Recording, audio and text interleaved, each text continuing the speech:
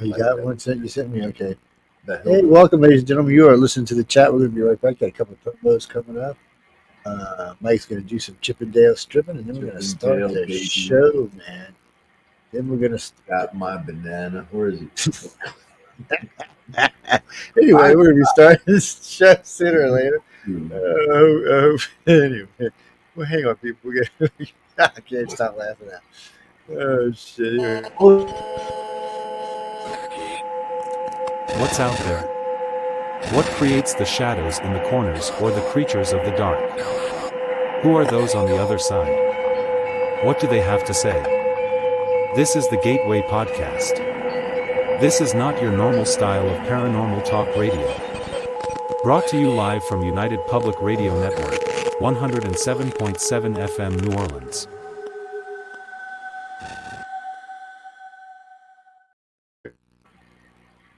Hello, hello, hello, Uh-oh. hello. Are we Whoa. back? Are we Where's back? the- Are we back? Or no, we're not really back. I lowered it down because I thought that thing was going to be blasting that one guy's show with a cross. It was loud. Oh, because it probably will be. Hi, I'm Brittany Ashley, your host of Breaking Norms Building Dreams, your guide through this transformative journey in both business and life. This is your place crafted for dreamers, doers, or anyone who has been told they can't. Get ready as we challenge those narratives together.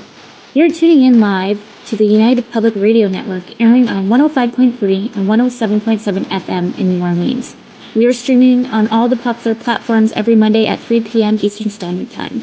Join me for a candid and thought-provoking conversation celebrating your unique journey because you are worth it. Oh, yes. Are we back? Are we back? No, I don't think we're back. You know what? I got to say, Nothing man. but this. Hey, good. Holy Hi, shit. guys. Hey, Hi, Hey, guys. Sean, I gotta think say, something's I fucking like with us. that. Oh, wait.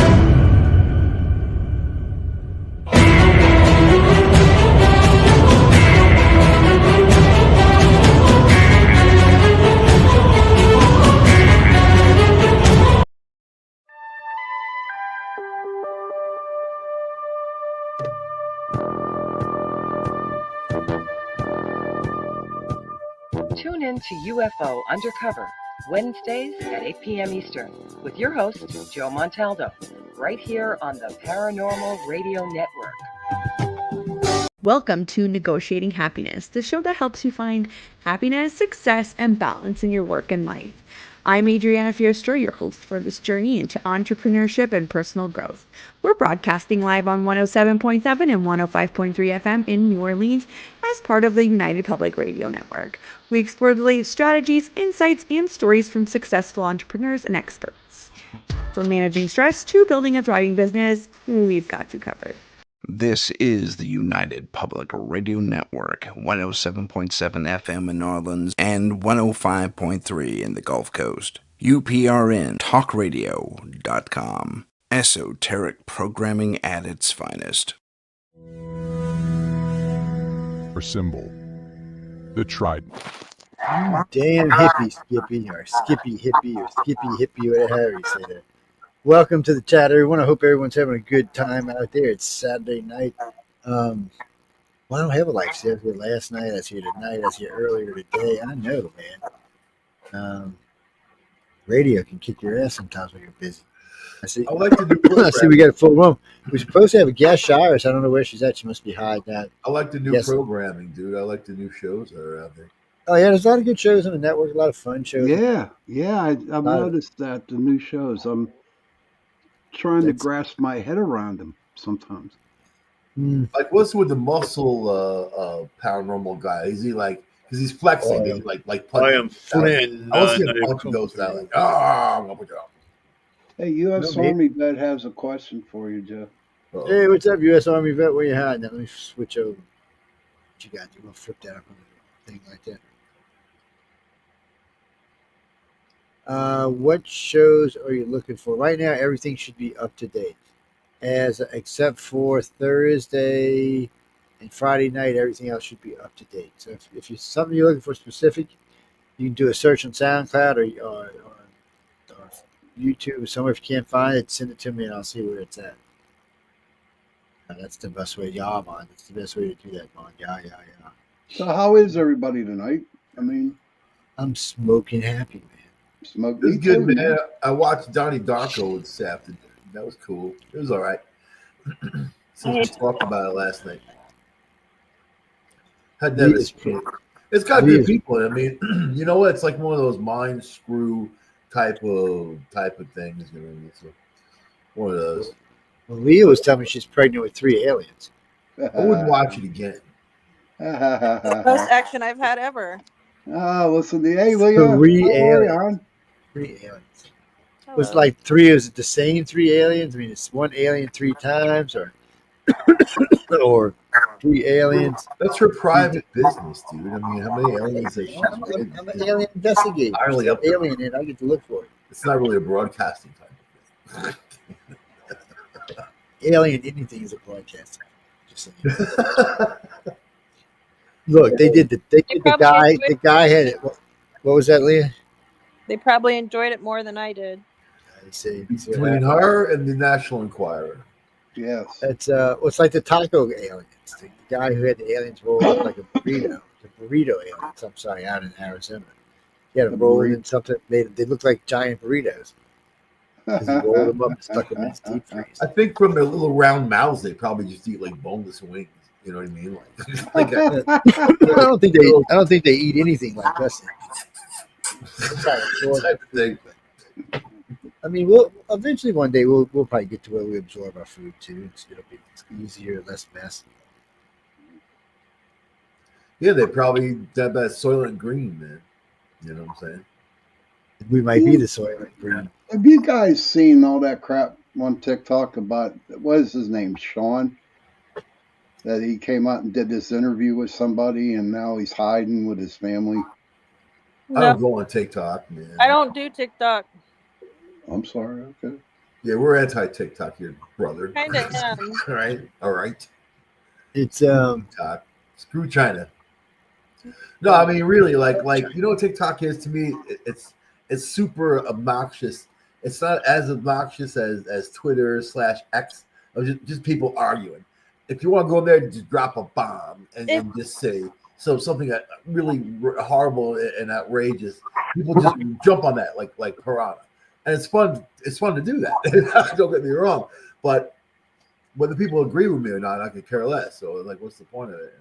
If TikTok wouldn't entice random people to stop traffic and do stupid little dances in the middle of the road or at the bottom of an escalator or in a dressing room or Trump dance. case may be, I probably wouldn't mind it, but I think Right.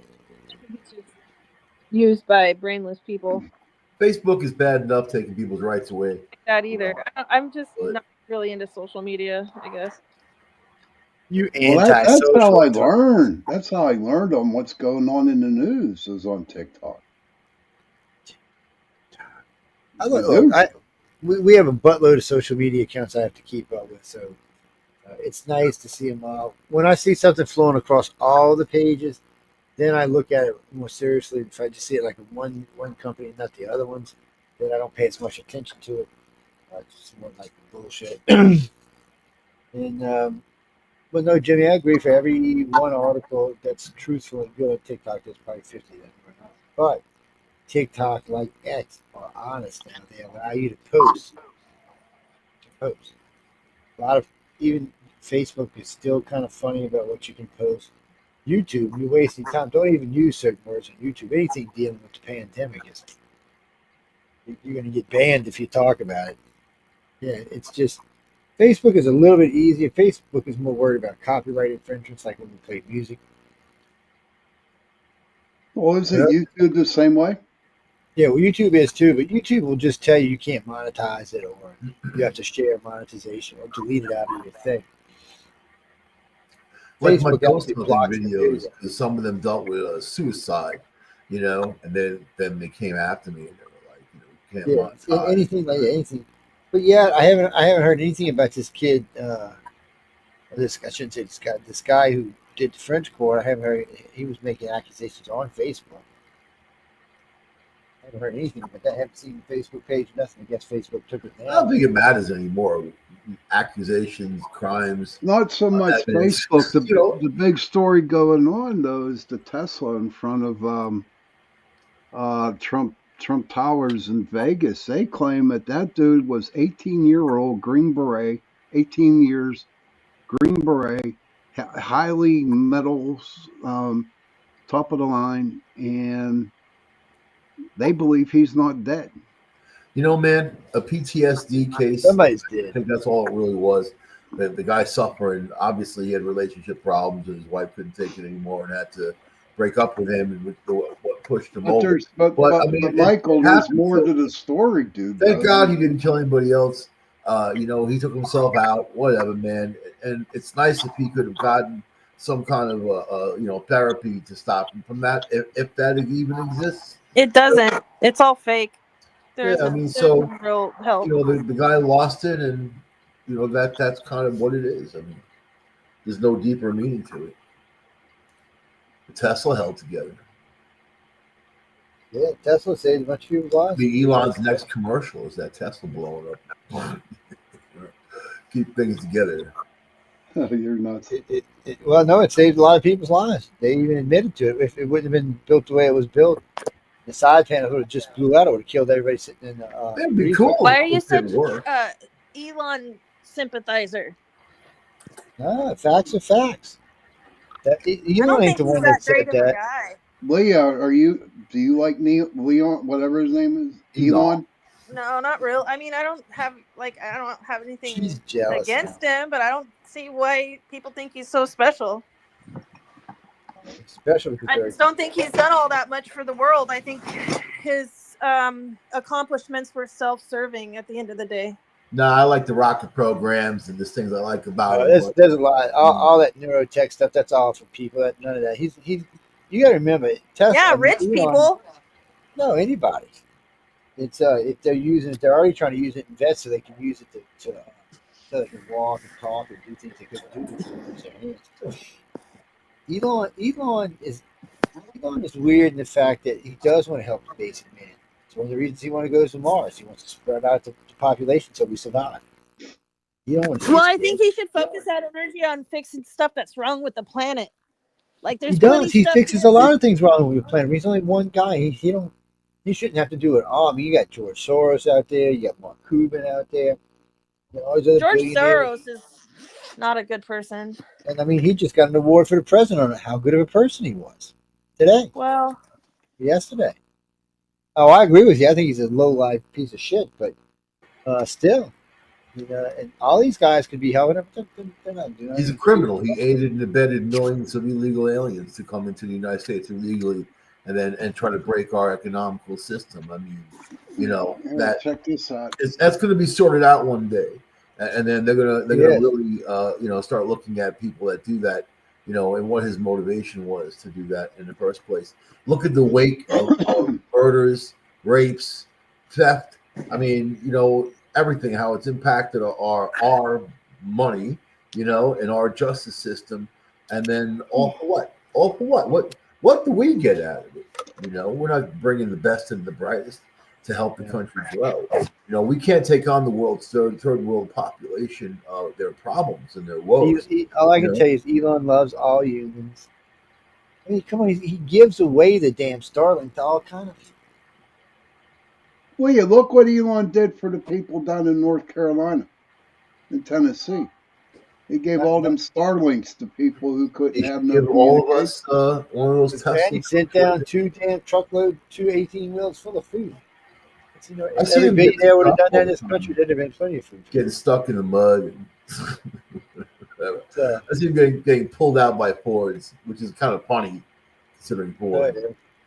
but one of the funniest things I ever seen is when I pulled out a big old F-150 four-wheel drive, big super engine. I hooked him up to my little RAV4 and pulled him out of the mud. It was just so funny. I had a four-wheel drive RAV4, just pulled him right out there. No big horsepower. Yeah, No Rav force. Fords are pretty good though and reliable. They are. They're there. And this was one of the older models, man. They had a little more power. Still short and stockier too. But those cars were weird. I'd park it sometimes straight up and down like this and back it out and stuff. They had this thing underneath it, so if you got in a rocky terrain and you wanted to drive across it, you could. You'd have to get out and manually do it, but on each suspension you could adjust them so that when you went over the rocks it wouldn't bust your suspension until you got to smooth ground again and then you set up and go. Yeah, I got my Jeep's trail rated. Johnny Topside, what's up? The thing's a monster. So I refuse to get rid of it. Actually, they don't make them like Well, that. gas is fixed. So when they make something good, they stop making it because Oh, you know what I found out today? My friend, he traded in his Maverick for a Ford Bronco, and the only thing different is it's a little bit more heavier. The Bronco's heavier than the Maverick. That's it. Have you seen how those Mavericks are zip tied together? I have one. Zip tied? Yeah. I got one. It ain't zip tied. Okay. It's the best vehicle I ever had. duct tape on a Ford. Ford's a Oh duct tape. man. You can always smell a Ford in the parking lot because it smells like antifreeze. It's like leaking the antifreeze. You know, you can always sniff out a Ford.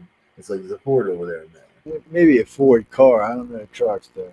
The trucks are more reliable, of course. Trucks, vans, They don't vans, need- man, they kick ass, you know. But yeah, but the cars, you know, they're I've just had a lower- Ford lower. all my life, and I'm 62, and I love Fords. I won't I knock will you not for go it. nowhere else. I love Ford pickup trucks. I'm not a Some big people fan love of their their cars, I won't knock it. but I love their trucks. They're the best truck I've ever driven. I've had mainly Jeeps, man, and I have my Commander now. And it's just, you know, it whips ass, and I've driven it through everything. And it could tread 2.5 feet of water. It's trailer rated. You know, it's like it's reliable. I go out and get it and drive away, man. It's got super hot heat in the winter time and the heated seats. So I mean, you know, what more do you need? So Philip, no, Ford is number one again this year. holds a lot of stuff too. I think And in since the they years started I've had making- it, I haven't really had to do anything. Well, I mean, this and Well, that's that. why I like Toyotas, man. Put some gas in it and drive. They'll go Toyota. fast. What is so big about Toyotas? I mean, Not trucks. We're talking You know about what I cars. can't They do? I last can't, forever. I can't do the Toyota, man. I'm 6'5". I can't do it. Well, no, there's versions of Toyota you could use. You could use one of The these. No Sequoia's tall really person big. Toyota ever. Never. Toyota Sequoia is really big. Yeah, if you get one of the SUVs, you can do it. You could get my car. Big. I'm a You might Camry now. think You the car do. is big, but the space inside is not. You know, and if I have to stretch my neck getting in, and that's usually what happens. I got even the freaking the Ram truck. I had to like squeeze myself in there. I'm like, this is ridiculous. You know, my Commander, I just get in and get out, get in and get out. My other friends who are tall get in there and they're like, oh my god, this is nice. You can reach out in front of you and not be touching the windshield. You're not getting it. You'd have to squeeze yourself into my Camry. But you know what? They don't make them like that. The one I had before that was a Cherokee, man, 1985. 4 on the floor, had a slant 6. That thing ran. Had power. It was great on gas. you know what? Nothing beats the old car. My best car I ever had was the '73 Chevy Impala. That thing was a boat, man. Impala, man. You know what? That thing was a boat.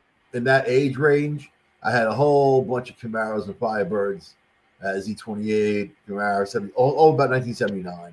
not anything after 79, because that was the good years, 77, 78, 79. And unless you go back to the late 60s, you know what I mean? But and then in the 70s, like in that mid area, I don't know what the hell happened to cars. So you just got like the Mustang. I don't know what happened to that. Like it used to be the coolest car on the road. Then it became just like this pregnant roller skate until they kind of got in their heads again to make a real car.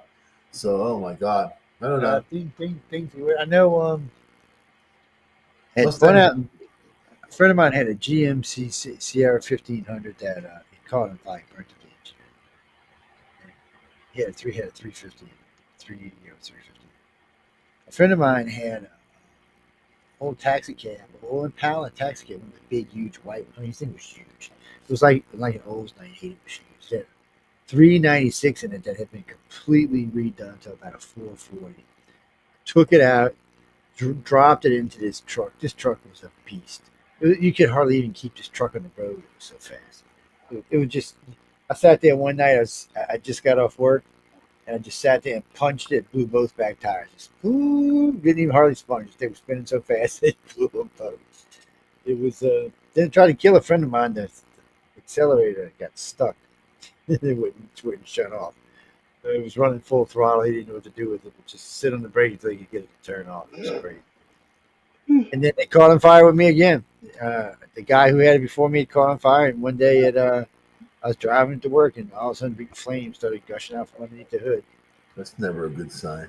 So, no, it was the guy said that he thinks the distributor was somehow throwing sparks into the car. I said, well, that wouldn't make the truck catch on fire. You know the thing is, newer technology is better for motors. They go 200,000-300,000 miles now. You know what I mean? You know, back in the 70s, 80s, they're good for maybe 70 or 80,000 miles, and they're done. And then you got to redo them, but they're cheaper to buy. They're cheaper to buy new. They're cheaper to replace. You know, so 6 of one, half dozen of another. Same for transmissions and whatever. Everything is so overly worked right now for these vehicles, man. But it is what it is. As long as you have something reliable and you like to drive it, that's all it really matters. If you love to drive, you want a German car because that's the cars that you want to like, that you can really drive. You know what I mean? American cars, not so many. I see people spend $100,000 on a Corvette, $100,000 and more, and more. That's like a cheap Corvette. Why would you buy a Ferrari? Why wouldn't you get something like also it's going to maintain its value? You know what I mean? Anyway, that's just me. I don't have a Ferrari. I don't have a Corvette, but I have a rocket in my Jeep. we had. I was given an L82 Corvette. Last year they made this thing, and it was it was weird. It was fairly comfortable, even though it was kind of awkward to get in and out of it. It had a crossfire fuel injected engine in one of the first ones they ever made. It was about 460 horsepower. It man, you could drop it in second, punch it, it would just sit up pretty and take off, but the vets were too light. I was taking it across the causeway, and the way it was designed, the wind was getting underneath the car and wanting to lift the car off the ground. Over about 140, you could feel it. It was coming off the ground. Any faster than that, you'd have been flying off the track.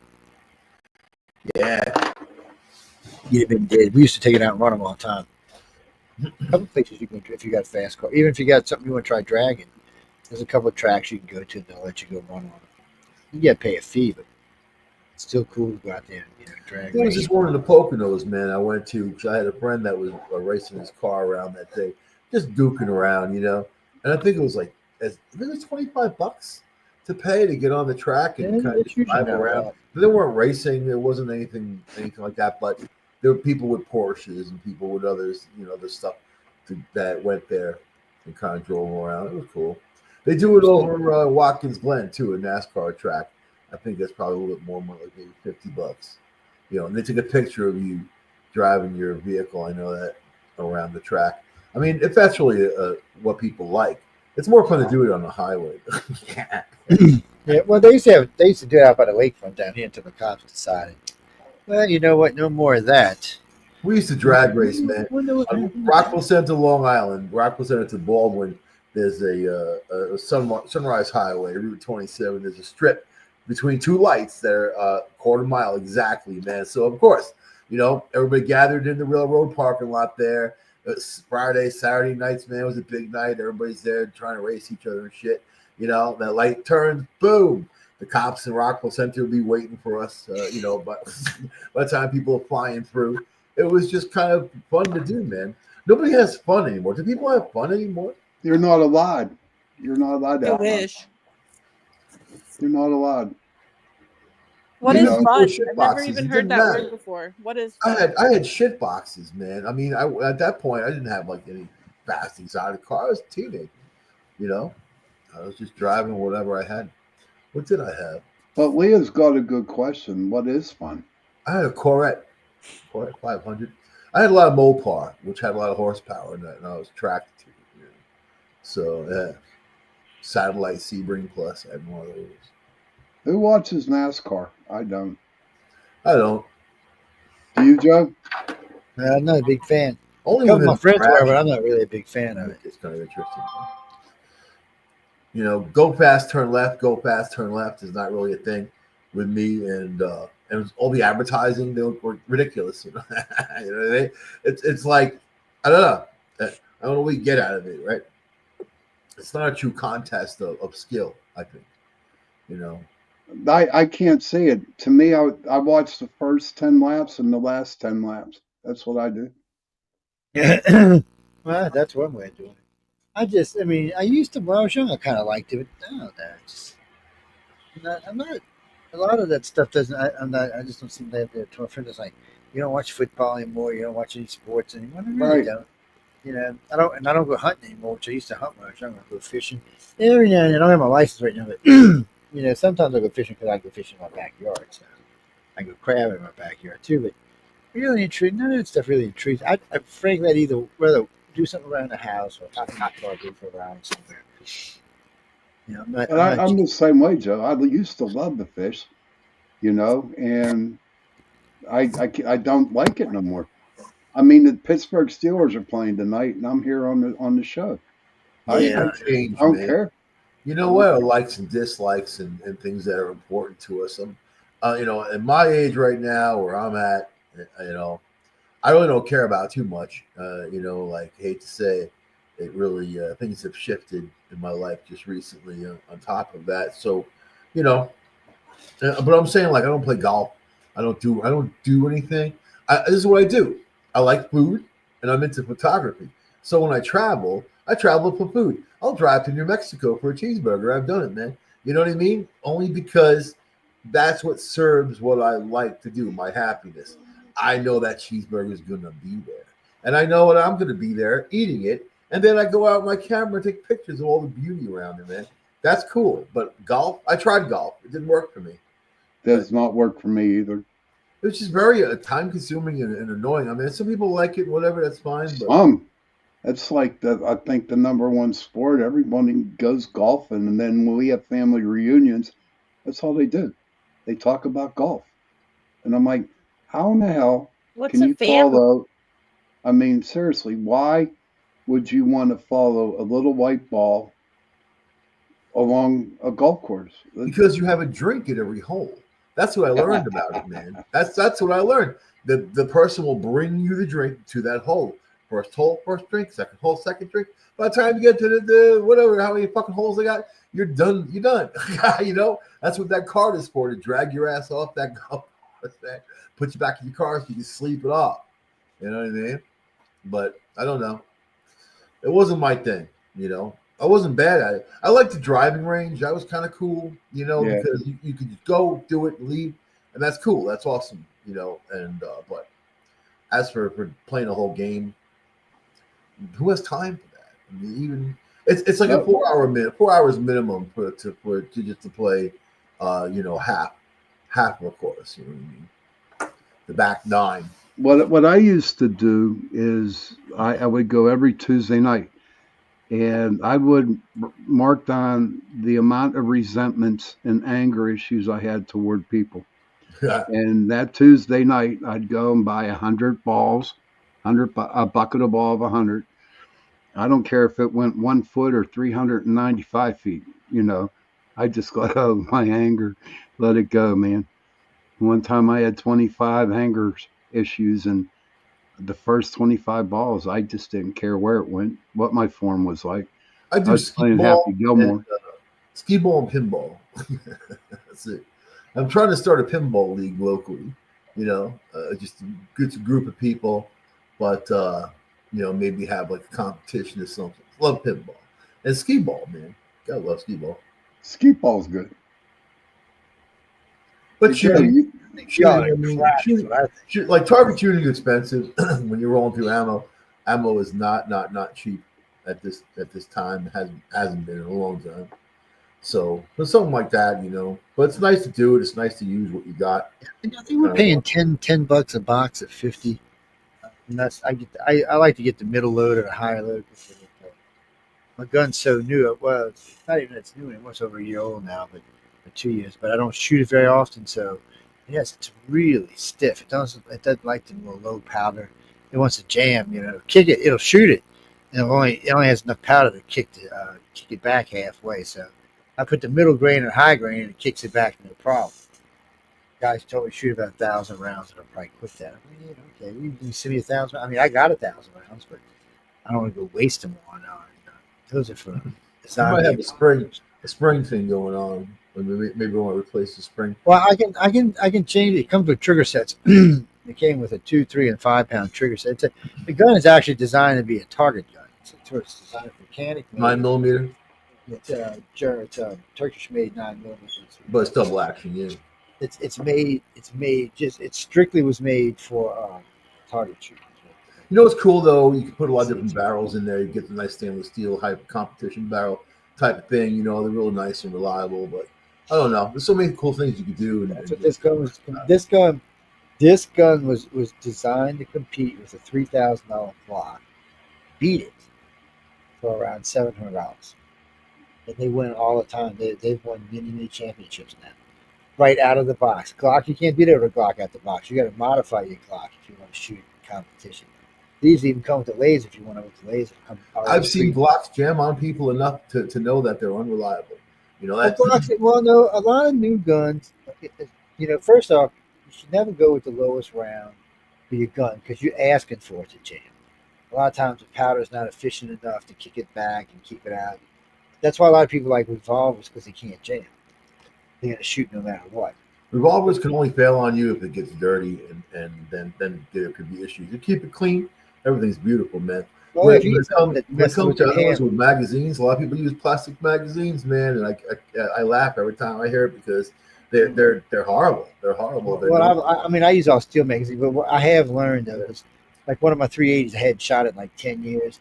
So I went out and shot it, shot all the rounds out. When I reloaded to shoot again, it didn't shoot all the rounds out because the spring had become soft and wouldn't push or kick the rounds out. Yeah, the plastic doesn't seat right a lot of times, especially when it gets warm. Well, I'm never gonna put plastic anything in my gun. They can forget that. Well, I haven't been cartridge in a long time. It's just because of 50 cents a bullet. You start thinking of that's a hell of a lot of money. You can go through them pretty quickly. So it's like, and you're done, man. But Joe, when you're messing with your 6-round revolver, my 31 round comes out or my 50 round comes out, you're just gonna be toast while you're trying to reload that little 6 round you just shot. I'm gonna be like, by the time you've reloaded it, even if you got a speed loader, I'll have shot 2 clips. Speed loader, boom. And also revolvers are more accurate, so I don't know, man. I don't know. It's a more wise tale. If revolvers were more accurate, you would see them in target. You would see them in competition. What's a reliable pistol to have for self-preservation, for protection? I'm going to say. What's a 1911? It's a 45 millimeter. 1911 is a type of gun. It's chambered in many different rounds. You can get it 45. You can get it 10 millimeter, even 9 millimeter. You know what I mean? But you know what? I like it because it feels nice in my hand. But then every company's also copied the style. So from Colt, Colt was there in 1911, but then like Smith and Wesson and other brands. And Smith and Wesson is also very good. Colt is very. I don't like a Colt gun. To me personally. When you see like an Army guy or a Navy guy or SP or somebody carrying a gun, that's what they're carrying. Sure. Oh, like Italian Beretta. You can't go wrong with a Beretta, man. I like a Walter PPK. Walter PP like James Bond little pistol, man. You know what I mean?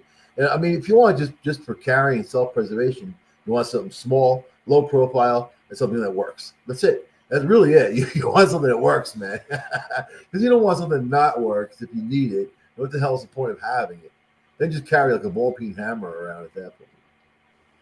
I also like that the 45s have the dual safeties on. They got the hammer. Like my 45s are okay, man. A lot of people like 357.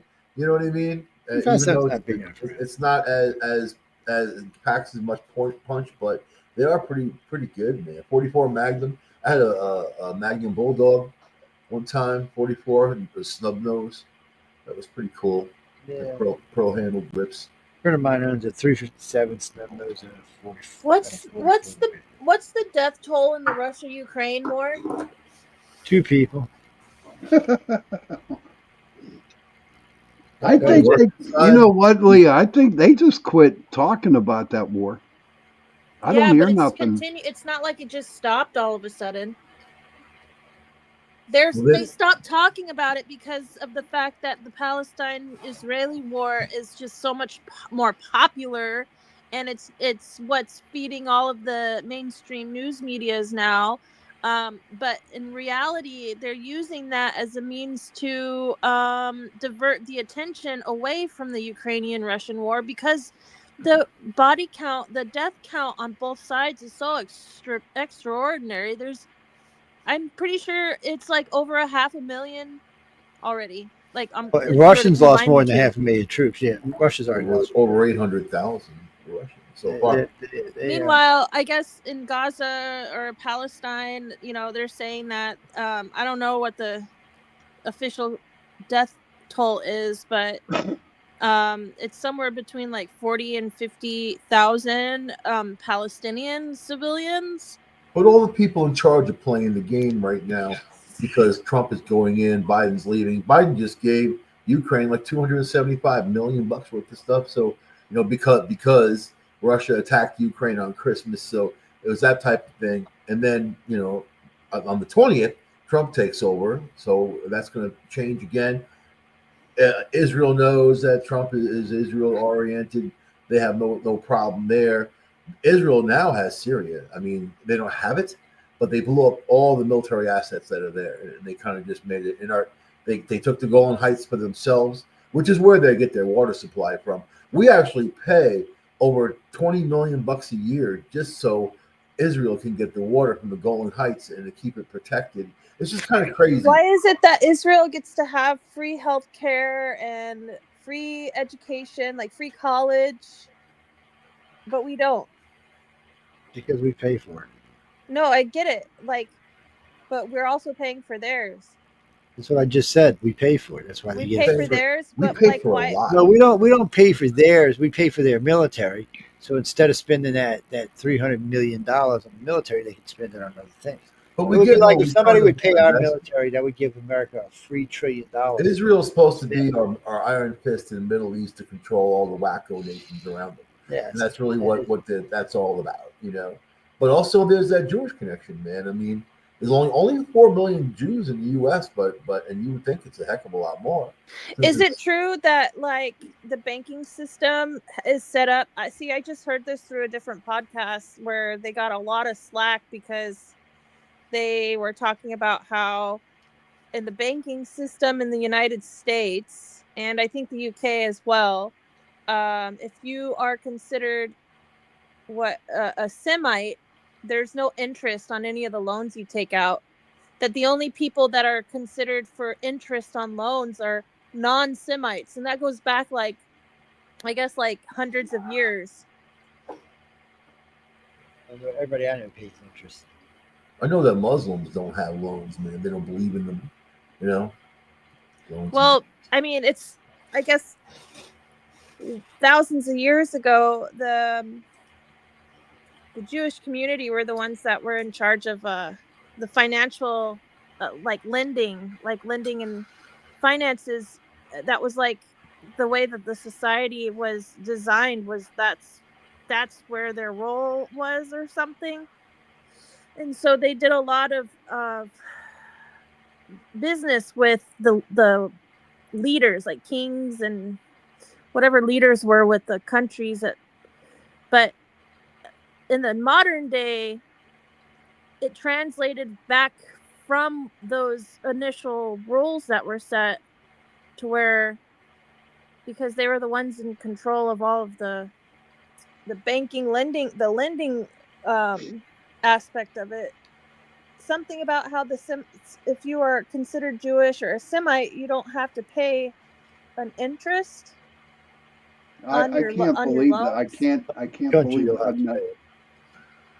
So I don't. mean, I mean, I wouldn't have the luxury of going in and finding out, because Well, I don't. it wouldn't matter because there's too many anti-Jew people in this country, so they're going to make it. I'm half Jewish. I've never heard of that in my life. So. See, I'm curious. I see. That's why I'm wondering, because it's just something that is apparently like going around in other podcasts. Yeah, there's a lot of There's numbskullery out there, so you got to be careful with people and what they say. Always think about why they're saying it. You know what I mean? Yeah, with how it's, all of the different wars that are taking place. It all honestly is getting funded somehow, though. Is there We're really kind of any old wars Jewish, going on? actually. You know what I mean? Yeah, well, I've got a question for all y'all. Is there any real wars going on?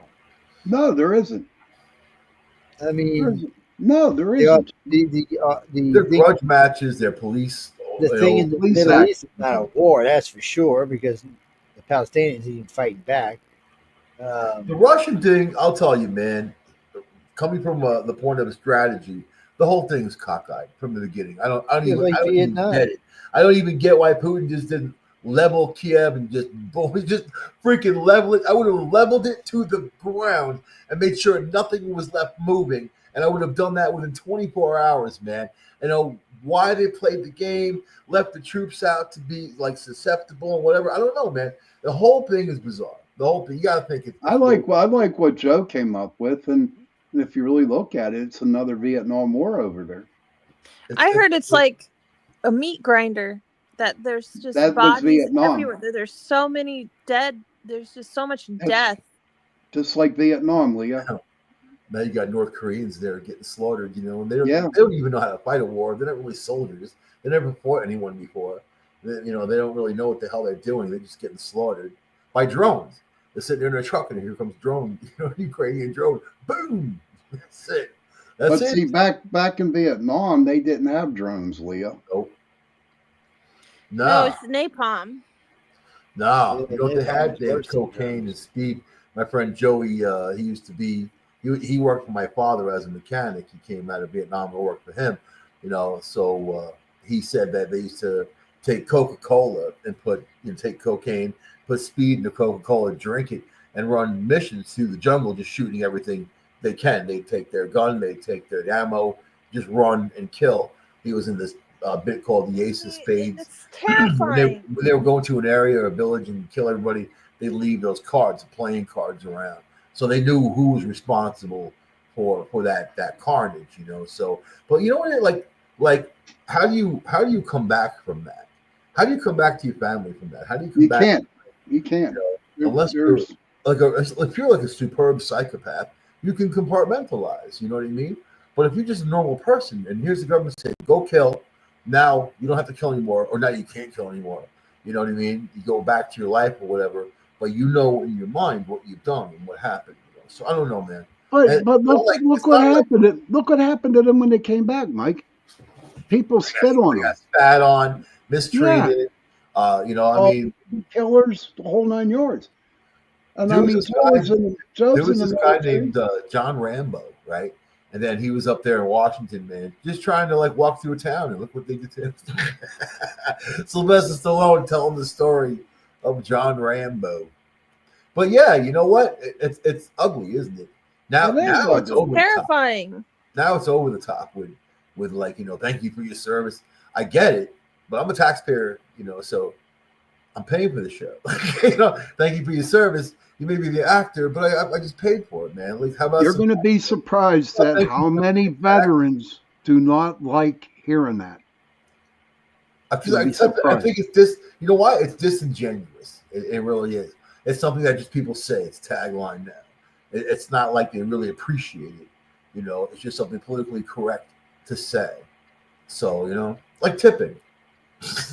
I don't believe in tipping. I tip for good services, but really, you're being forced into a financial action. I don't get tipped in my job. Most people don't get tipped in their jobs. You know what I mean? I've had Well, when you live in a state like this one, or like let's just use Iowa for example, their minimum wage is still at $7.25 an hour. But if you get a serving job at a restaurant, they're going to pay you $4 to $5 an hour underneath minimum wage because Yeah. of the fact that they expect the minimum wage to be met with tips. So like they're not paying minimum wage to their employees. The should be tips illegal. are. Should be illegal because the It should restaurant's be. relying on the consumer to pay to tip, but the tip is a gratuity, so you're supposed to get your pay plus the gratuity. Yeah, Yeah, but you're looking at that wrong. You're looking at that wrong because if I knew the waitress was making $16 an hour, I'm not going to tip her. Why not? I mean, it's Because that's I'm not. She's already getting a fair wage for what she's doing. Why I'm would I happy tip? for good service. You know what I mean? It's a gratuity. And the higher and if the food, if I'm going to pay $250 for dinner, and I know my waitress is making 20, 25. No, I'm not tipping her. It's not. They gonna have it happen. at Starbucks. The one's going to be like that. so. Most I also Americans going to be like, screw you. We're not Just to tipping. hand you a coffee, they want a tip. going to the counter. Little Caesar's Pizza. You go in and get a hot and ready pizza already made, just sitting there, staying warm in the warmer, and they're asking if you want a tip when you pay. Of course they do. They're going to try to get money any way they can. That's And where's that insane. tip? Don't ever tip anything in a general pile out of any restaurants because the restaurant takes a cut. Yeah, they take it. They So take the I whole mean, thing. as a person who's served and has been a bartender, Yeah, I've bartended myself. Trust me, I I know. It's so down like here it's I a little bit agree with the different. fact that people have the right to tip or not. It's not like it should just be expected because it's, but at the same time, I don't know, it's like if you're going to go out and you're enjoying the ambiance of whatever establishment that you're patronizing, it just leaving a tip is a sign that you enjoyed yourself. If you don't leave a What? tip, it kind of Well, feels like, well, that Well, yeah, guy how but come you got well, check. wait a minute. he You didn't go to enjoy a damn himself. restaurant now, they put the gratuity on the check. Right, the A lot of people do. But Yeah. so why am I tipping the waitress if I had a good dinner? She didn't cook it. No, but she's helping deliver So the majority of ambiance. but wait a minute, the majority of what I'm going to enjoy out of this evening is going to be that dinner. That's 75%. So shouldn't I tip her $5 and him 15? No, so like also the tips So you're a don't just hypocrite. No, you're a the hypocrite. tips don't just go to the server. In a lot of cases, the tips are pooled and they split them not only between the back of house, but they split them between the hosts, the bussers. And Well, so it's not I just don't the know what server. restaurant you worked at. no, It's that's everywhere I worked. That's when I was growing up. That's how it was. I mean, so the waitress would get her tips, and then she would pay back to whoever her waiter, whoever her busboy was. She would give him usually 5 or 10% of what she Do you made. so tip it's people kind at of just saying, McDonald's, hey, at I Wendy's? enjoyed my experience and you guys are a good team. Like here's one for the team. It's not But like, maybe the experience was terrible. I've yeah, had if the terrible experience was restaurants. terrible, then I can Terrible. understand not tipping. But that's usually not the case if you're They going charge you out to enjoy automatically. yourself. The 18% is one place I go to. Automatically, you're going to pay. And Well, then anyway, if I go to tip place one time and they say the tips is automatic, I don't go back. Sometimes the I service is want the impeccable. They come back, they check on you at the proper time. They refill your glasses and that type of thing. It's all Yeah, good. but Yeah. you know what, Mike? They're pushing you out the freaking door. They don't even give you time to eat your dinner. They also, bring a salad out, and then they come back 10 I've been minutes later with pushed your out the food. door before, and I resent that shit. And I'll tell you, I don't go back to those places because you're spending a few $100s between friends. You're there like $100 a plate, man. In a lot of these places, you're spending hundreds of dollars, and then after an hour they want you to go. Okay. there's really But- nowhere like that around here. There's no $100 meals really in this Oh. area. There's breakfast diners. There's like some breakfast and lunch Well, places. I'm in New York. and So well, this everything's is the $100 here. shittiest Midwest area ever. So I mean, it's the Midwest. It's covered in snow. There's just nothing but, I don't know. Let's just not get into specifics. But the overall experience for dining out here is, for me, if they don't refill my coffee cup, like if I only get that one initial cup of coffee and they don't come back to refill it, and they've already brought me my check without refilling or topping off my coffee, that's bad service. That's not attentive. It's just, they're there for their tips. They're there because they're getting paid $4 an hour, and they're trying to push you out the door for the next table to get set. I want a massage before I give a tip. But the GM A did foot not say. massage. I did not say anything about happy, and then I said I wanted a massage. You perverts. That's y'all. Bunch of perverts. I don't know. I mean, it's a tip thing. Is if I worked in the industry, and my stepdaughter's worked in the industry. So so but I also know as a bartender, sometimes I would bring in $1,000 a night. We're talking 40 years ago. That's like making 5 G's a night these days. And sometimes I have good weeks. My biggest problem was bartending, even waiting, is I got more phone numbers than I got money or drugs.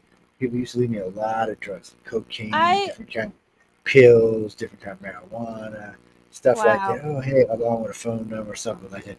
Well, Joe, would you like to have a good time? I got an 8-ball. You want a couple of bumps? And I look up at him. I said, I'm still in the service. I said, I'm out on reserve time now, but I'm still in the service, people. And you get caught with cocaine in your system in the Navy.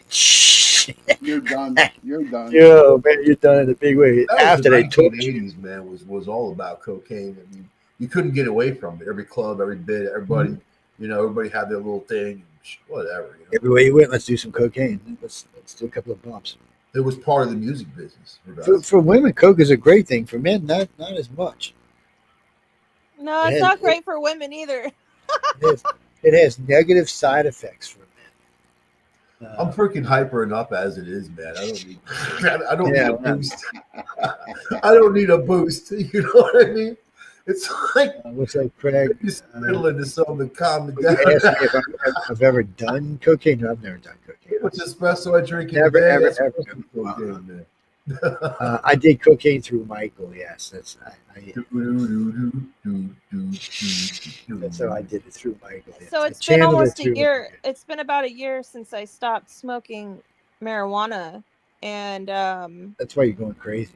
Well, I can't even handle the smell of it anymore. Like sometimes I'll catch a whiff of it from somebody that's like driving by and smoking in their vehicle, and you mean cops? I just can't. It makes me feel sick. It's like cigarettes. I pretended to smoke cigarettes. I grew up around smokers. Cigarette smoke was a big part of my childhood, but I can't. It makes me sick to be around. I feel like I get an allergic reaction to it. I quit smoking cigarettes over 20 years ago now. Like you said, if I'm walking into a store, people are outside smoking a cigarette.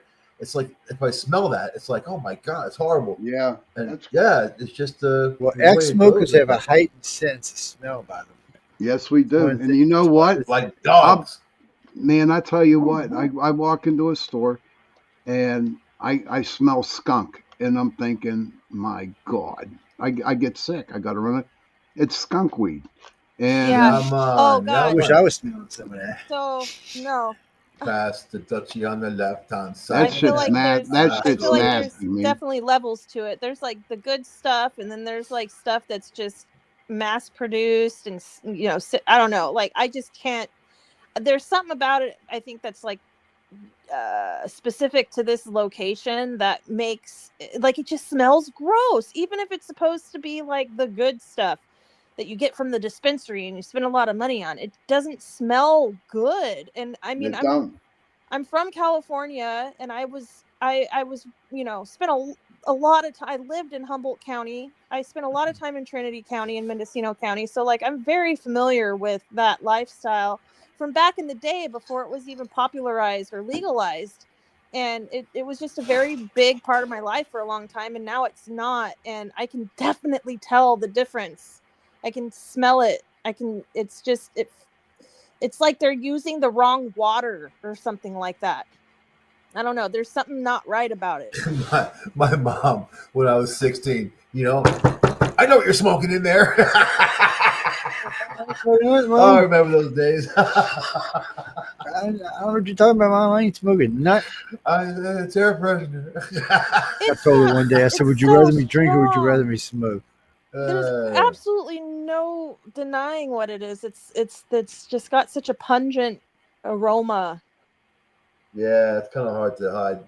Yeah. Even like they have like little filters you can blow into, like say if you're in a hotel room, get busted. You're still gonna smell it. It's still gonna be in the air. You don't need much of that smoke to really penetrate walls. Even Very like heavy. high-powered like air fresheners, like these like special like $10 a can air fresheners don't really cover it up. Nah, they don't. If you want to cover up the smell of marijuana, just use Lysol. It eats the. You gotta use incense. Ding, ding, ding, ding, ding. You have like your incense going, but whatever. Nobody in New York hides anymore because it's legalized and there's a store 20 minutes from me that's got probably 12, 24, 50, 60 different varieties, for God's sakes. I mean, plus wax and whatever. They got stuff I've never dabs and whatever. Stuff I've never even heard of. And then, but it's a spectacle because it's legal now. So when you walk into a place like that, it's a spectacle because you realize just a couple of years ago, you get arrested for the same type of thing. So I don't know. It's just kind of interesting. To me, it's like the become government like says a status symbol. Go. It's just a way to waste money. If you smoke, it means you got money to burn. I think it's a status symbol. People like it. It's therapeutic. Probably saves a lot of lives. It's like to say. You know what I mean? As Joe, he drives that RAV4, man. He's got his gun in the air, shooting at people in traffic, smoking weed. He's like, yahoo! He does just so like don't that. get me wrong. I would. That's why I love him. If I had a greenhouse, that would be my first crop. He's my brother from another mother. See? If I had a nice greenhouse, that'd be my first. That'd be my cash crop. But people aren't making money from weed anymore. It's kind of interesting that the whole market, even in California, I was watching a special about it. That just since they legalized it, it's not a special thing, and now it's being mass grown by corporations, keeping that right. They got money. Pharmaceutical corporations. Yeah, right. So they're mass growing. They're putting it out there. So how do you fight that? Just like the farmers being drummed out, right? The farmers being drummed out, but the mass corporations get federal funding, and here they are, with and you have to have like at least like $1 million or more or something. I remember hearing a video of this guy talking about how they had to have a bottom line of $5 million to start out with, like a grow production to supply their own dispensary. So that's a nice pistol, man. I like the way it fits in my hand, the 1911. Like, 'cause I have a big hand, so I like that.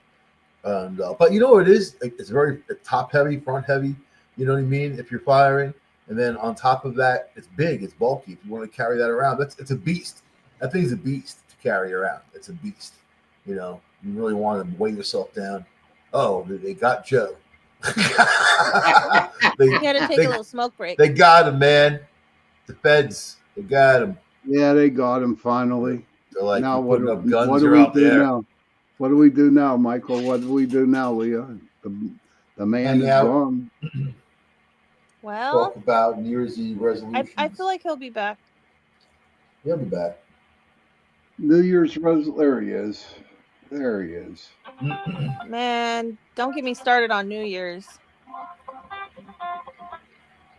Mike is down. I thought last year's New Year's was the worst New Year's ever. There we go. There you are. It's no, I was hitting back on the gun thing. I was going to show you something. So that one we was looking at was 1,600. Actually, that's 1,700. But they had the 911s for $445. Last year you couldn't find them anywhere for less than that. That's expensive too. That's up there. You know what I mean? Because mostly you can get a nice 1911 in probably $600-700 range. Yeah, well, no, they were showing them brand new in there for $449 on that site where I was at. Yeah. And I almost bought one year before last. One of my customers had one. It was a nice one. It was a collector's. He was gonna let me have it for $9. I almost bought it, but I got that other one, and I really don't need anything else. I remember Target pistols are supposed to be a little bit heavy in the front. That way, when you squeeze the trigger, the gun raises to where the target is. So you don't have to adjust. You just have to learn what it is. It's more like if you want to group your shots, if you want to fire in quick succession, you don't want something that's like like a Luger is a great gun. People kind of don't talk about them much anymore. But think of the barrel of a Luger and all the weights in your hand, fully in control. It's not going to kick back at you or anything. You're going to be able to put that where you want. But like the big ones, the big guns are fun. They're fun. But like every revolver doesn't have a big front end. Only maybe 357 Magnum with the Pythons or something. They're pretty big. But Clint Eastwood type, right? The big long, they're more accurate, but the big long suckers. So, but who needs it? If you're protecting yourself, you don't need anything. You need something that's going to work. That's going to work. You know what? When people in bear country, they carry the big 10 millimeters. That's the favorite round. That sometimes I need you in bear country. It could be 1911, it could be a Glock or whatever, But it doesn't really matter. I mean, I don't know. Depends on what you need. Maybe you don't need a gun. Some people don't like them at all.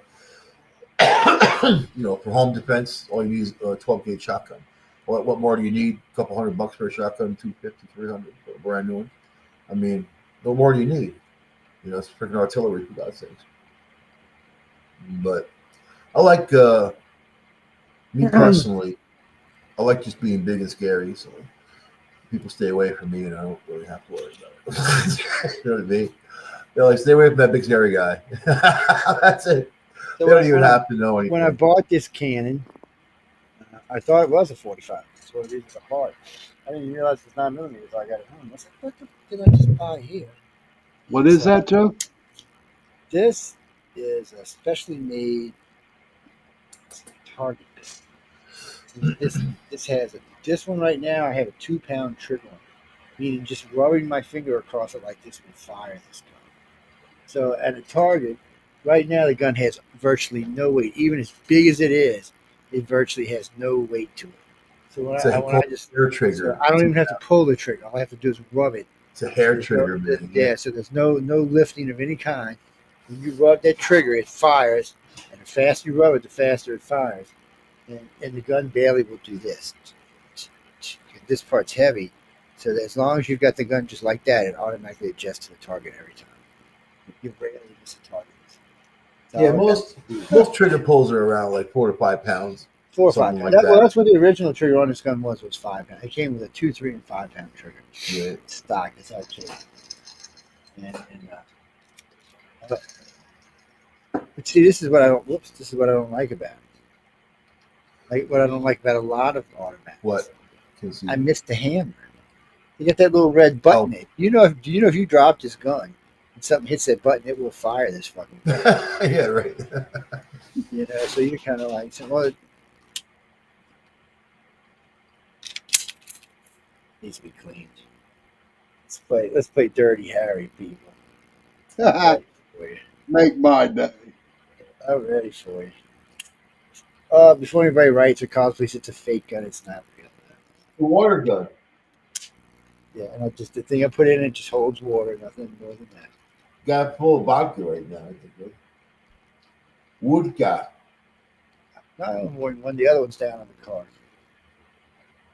There you go. It's not even that big, man. You get up close to it, it's a monster. It's a monster. Currently, that's a 31 round clip. No, that's a 21 round clip, and a 31 round's not in it. You can tell because it sticks out about this far at the bottom. Okay, and I have a show tomorrow night at 8:10 p.m., buddy. It's going to talk about how men can get pregnant. It's about weird Pennsylvania, and I'm thinking, well, why not weird Mississippi? You got a storm coming, right? Mississippi is plenty weird, too. Let me tell you what, a lot of weird shit going on down here. I see all the storm people in Pennsylvania, man, all stacked up, waiting for a blizzard. So my God. Today at work, it was crazy, man. Nonstop. I tell you what, I could put the most ugliest looking piece of meat, 5 days old, put it on the shelf, and they would have bought it. It was insane. Insane. Because people have flipped out when they a big storm comes. I told And him, we're going. You know what? When they say this big storm's coming, I guarantee we might get 2 inches. it's supposed to miss us completely, and then I'm not even all that far from you. You know what I mean? Yeah. Just a little bit northern. About 4 hours from Pittsburgh. I'll get there in 4 hours. I like, you know what? I go to Erie here and there. I like staying at the Sheraton there. It's on the water. It's really nice. A nice restaurant, and it's cool. But I tell you what, Erie gets ponded. I love Erie though. You know what? It's just a cool town. It's a cool town to hang out in. Cool town to walk around in. Lake is beautiful. I don't know. It is. I like it. I like Lake Erie. They get that lake effect though. Yeah, man. They get 3 to 5 feet, 4 to 5, 6 feet, whatever. You gotta be ready for it. If you live there, you know that about I don't the place. think Joe ever saw that amount of snow in his life. Nah, if you live there, I've been in some pretty deep. You can't be surprised if you live in Erie or like Watertown or Buffalo. Buffalo. Oh my God! Wow. Yeah, you can't be surprised when they get a lot of snow. No. So I think the deepest snow I've ever been in was 5 or 6 feet. I don't know. We don't get a lot of snow around here. I mean, there's some out on the ground because it's been cold. So, but it was just in the 50s last weekend. Yeah, we are in the 18s right now. Yeah, it's going to be cold for a while apparently, but it's winter. It's winter. It's you know what? March is coming. Nice. It's warm and muggy and stuff. March is coming. I hibernate in the winter. There's nothing to do. I'm not a skier. I don't do any of that. I don't want to hang out with anybody. I don't want to get sick. There's this terrible flu virus going around. U.S. Army vet lives in Ohio, and he says it's the weirdest state. He's expecting several inches of snow soon. Yeah, Ohio. Well, whatever he gets, we'll get the day later. Like my son lives out in Indianapolis, and whatever he's getting out there, we'll get it 2 days later. Yeah. It's winter. But all the weather guys from the Weather Channel are there are stacked up along from Illinois to New York, so they're all back and forth. Well, let me ask you guys this question, right? Since Lee isn't. Hey, Heidi, good to see you, hon. Wow, great. I'm happy now. Heidi's in the room. Heidi. But, yeah, big clap for her. Yeah, I mean, she's my buddy. But I don't know.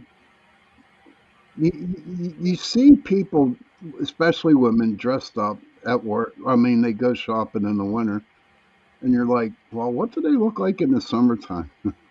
You know what, for Heidi, we're gonna have a new thing on the show. That's when someone new comes, man. We got the my Heidi is my girl, man. Railroad token. Heidi's my girl, man. She's the best, man. Welcome, Heidi. Take the train.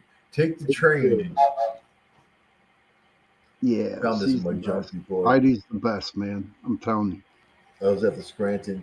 They have a train museum in Scranton, and it's free. It's federal. It's free, man. You walk right through the door.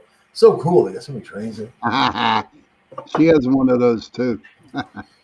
That's all right. That's good. Train whistle.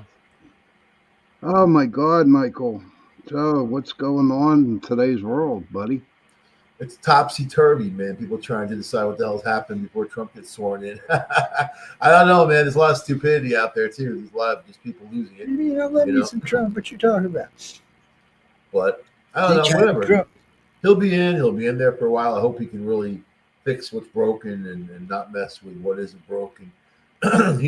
This is a unique opportunity for Trump. But that's a good question. What isn't broken? I think that he needs to unite the country. I think that we need to protect ourselves and especially our borders, of course. But I think that we need to really keep our industry home as much as possible. He's on the right track. He's saying all the right stuff. So, I mean, I don't have an issue with anything he's saying. I still don't like him, but I don't have an issue with what he's saying or doing. I mean, he's already doing a hell of a lot before he's even getting back in there. And then he's not even in there yet, and then Biden's just being a buffoon, giving out medals to people who are war criminals. They're criminals.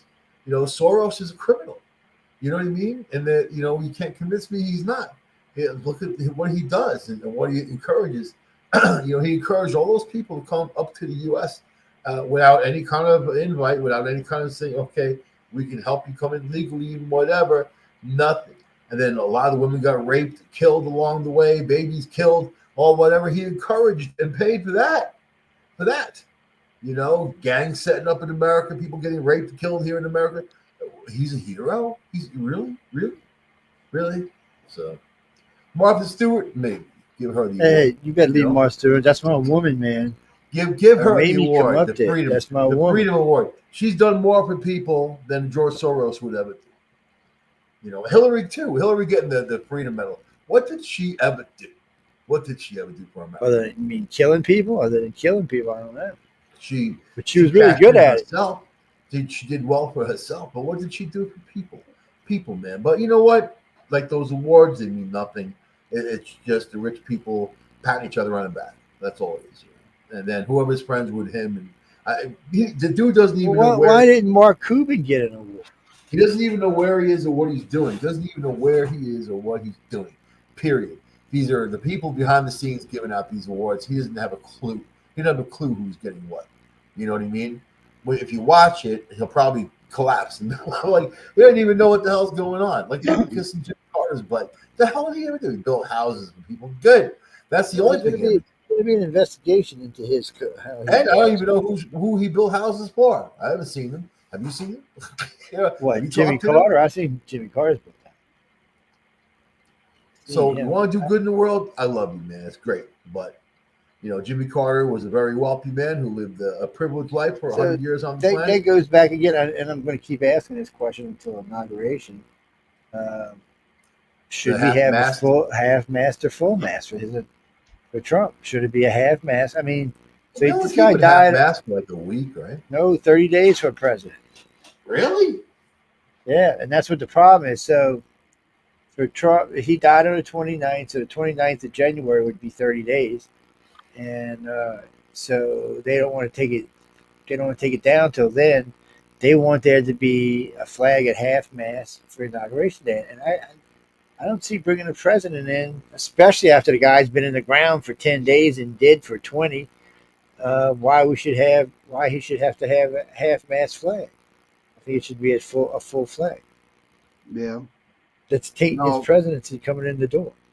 Hey Heidi, I believe that when Trump gets in, they're going to take care of that apartment complex there. I really believe that. He's not going to. I'm telling you, they're just going to go in and get rid of that foreign gang. Yeah, they've been kind of getting rid of some of them lately too. So Joe Biden at one time was 900,000 people a month. He's down to 100,000 now, which is 30,000 higher than Trump's lowest, which was 70,000. So even with Trump doing his best job, still 70,000 people a month were getting into it. That's crazy. I guess what we need to do is put up electric fences.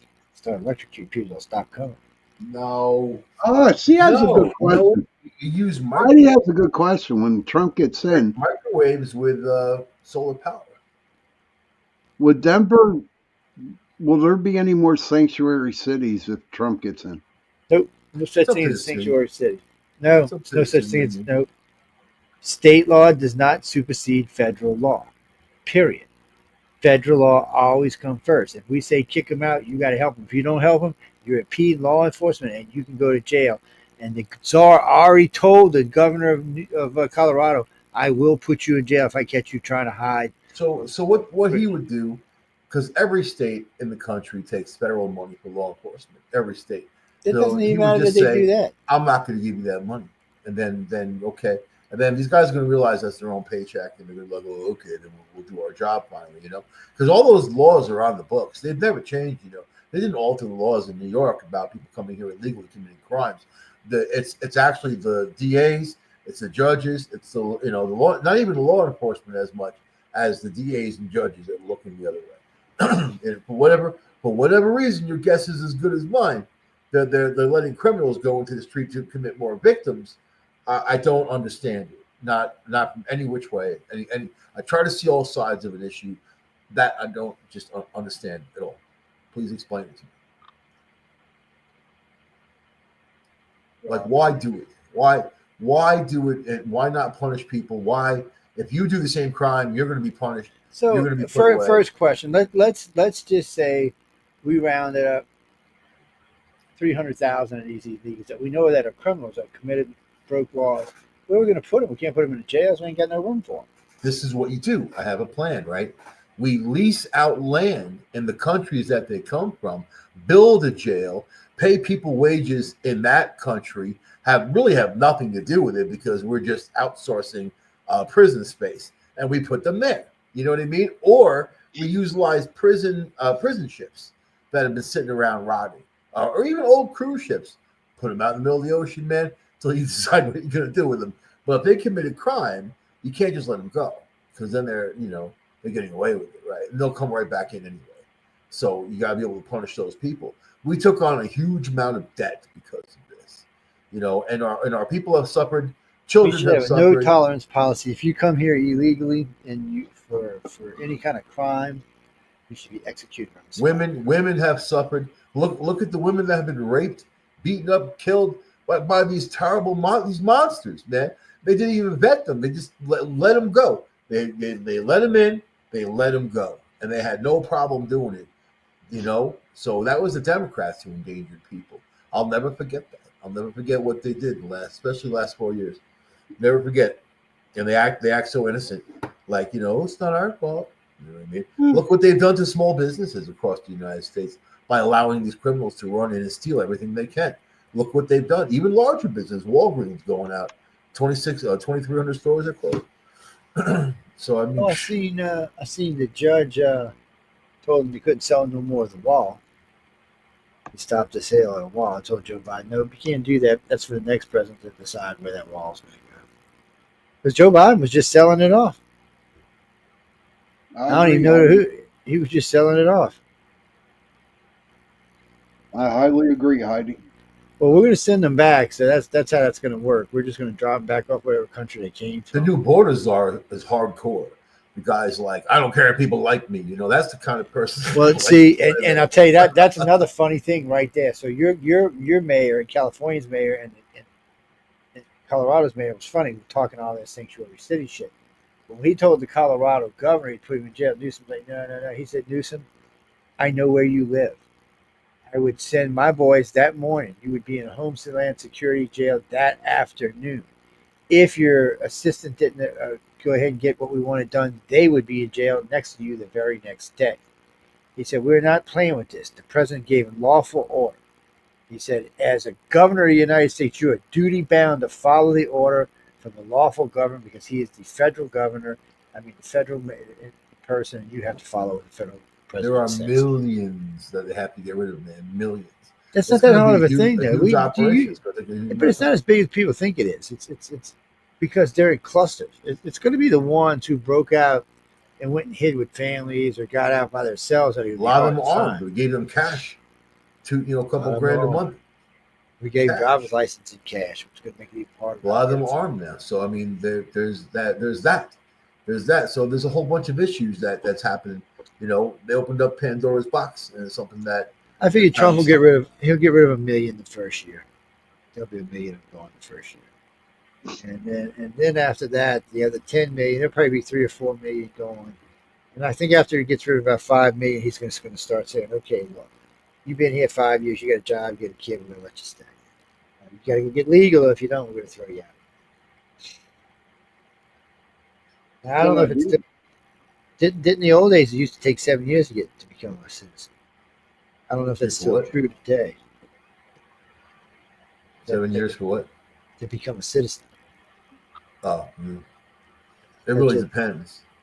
Well, no, in the old days that's what it was. You had to be 7 years. You had to be able to speak the language, and you had to know other things. I forgot what it was. Yeah, but these days it really depends. It depends on the person, where they're coming from, what especially if there's some kind of professional that they want to put into the system to give them a better time, better deal. I don't know. Well, as a citizen, about 1.2 million people a year. 1.2 million. That's a lot of people. It is. So I mean, America's a melting pot. You can't say we're not. That's what it is, and that's what it should be, and that's what makes us strong. But people coming over illegally with no skills, no intentions other than to drain the system. A lot of them committing crimes with no problem committing crimes. There's no allegiance to this country. They're just here. They're just here. Parasites basically sucking the blood out of our system. They're hurting communities. You know who they're hurting the most are poor people because they're taking benefits out of the mouths of other people. These governments are running out of money, to support this whole thing. It costs billions just putting in the city. They're putting them in 3-star hotels. They're trashing these hotels. You know what I mean? Like, good too. it was crazy, man. So at least appreciate it. I spoke to a guy not long ago from Somalia, right? And he had just got naturalized, and he was so happy, man. You know what? He was so psyched, and he's like, I'm proud to call you brother, my brother, countryman, and all that. And I was getting off on him. I was like, that's so cool, like his like happiness about his patriotism to the country, everything he wanted to do. That's what the country is all about. Not this other stuff, come over illegally, just drain the system. No. And then there's a lot of criminals that came over. The terrorists came over, criminals came over, big, huge gang members, you know what I mean? And then and the cartel cashing in, getting $8,000-9,000 a person. Apparently that gives you 3 attempts to get to a larger city, like the Southwest in California or Arizona. But then think about where that money's coming from. Think about who's coming in, who has that kind of money to begin with. Are these the wretched refuse? How come they have tens of thousands of dollars if they are? How come they're wearing designer clothes coming through the door? The whole thing doesn't really make sense unless you look at a bigger plan, to collapse the system. You know what I mean? Well, I think that's been the Democrats' plan for a long time, is to collapse the system. It's just the country itself is like, no, screw you. We're not letting you do that. I've heard the Pope say the very same stuff. I've heard the Pope say that Europe and America has had too much, and that we have to take on the burdens of the world and whatever. And we should have all these, but I don't see him opening his doors to all these guys. You know what I mean? But I see him talking all this stuff. Same for George Soros. So I guess we're going to find out if it's the end of the world, because he's supposed to be the last pope. You think end of the world as you know it? He says, not just him, all the writings say he's the last and pope. I feel fine. I don't know, man. Notre Dame says it, and there's always been a blank spot for the new popes. There's not a blank spot for this for after this. If you read Baba Vanya, she's the new Notre Dame because she was more recent, and then she predicted Trump. She predicted his loss. She said he was going to lose to a major thing was going to happen. She even kind of said maybe a sickness or something like that. She said sickness, which was COVID, and that's what happened. And that's really what did. And then, but I'll tell you, she's the one who looked at Europe, saying that it wasn't going to be livable anymore. That Arabs were going to take over all of Europe. Like all these crazy things that she was saying, and then they're coming to fruition. But she was saying more like the lands there are going to be uninhabitable, and that was supposed to be around 2030, 2035 in that area. So I mean, I can see it happening. Unless people get on the peace wagon, I can see it happening. But you need to stop. People are so negative, and they're such haters, and then the media hate baits them, and they race bait them, and all this other stuff, and makes them hate even more. It's the worst possible emotions. It's the lowest vibration. It's something that you can't repair your body with. It's something you can't be happy with. You know what I mean? So, but that's where they are. They're not going to experience joy under those feelings, because they're always going to feel like the world is crashing down around them, and you create the reality around you. So what are they doing? It's terrorists, right? What do they do? They're all into the notion of Islam. It's not even Islam. It's not even Islam. If you read the Quran, it has nothing to do with. It's their interpretation, right? Their interpretation. Spanish Inquisition was their interpretation. And look what they did to Muslims and Jews. Mel Gibson to convert the Jew. Jackie, I like that. Say yes, don't be boring. Say yes, don't be shy. Do you think the fact Trump will that make you're it? ignoring? What do y'all think? Do you think he'll make it? Well, a What's up? lot of scientists that say he's not going to make it. He's not going to get inaugurated. That he's going to die before it happens. Oh, Let me tell you this: if it does, it will be the end of the world as we know. He should yes, have it made will that be. Jimmy Dean guy, the sausage guy, vice president, man. Because he seems like he can get stuff done. Anybody who makes sausage can get stuff done. He's bad. Sean knows. That's even better. And you can't prosecute him if he's dead. No, Joe, you're right though, man. If something happens to Trump, we're not gonna. It's gonna be bad. It's gonna be bad. Well, I was listening to that report from that Democrat guy that blew up the Tesla truck, or that guy blew up the Tesla truck. He said that he left a message saying he wanted to kill the Democrats. Then why would you blow up a truck in front of Trump Towers where you know it's going to be probably conservatives? We're all There's the Americans whole. together. You have to watch People you that. need to unite. I don't know what his name is, Joe. I might have to send you the link, but you'll be surprised. I mean, what people are hearing is what the news is saying, but this guy had this guy on, and it's crazy, man. It's crazy. People It's need to not unite. what you think. It's Trump's not going what. to take this opportunity and unite people. He's really not too much with the rhetoric anymore. If you notice, he's not really getting down into the trenches as much. So I mean, but he needs to unite the country.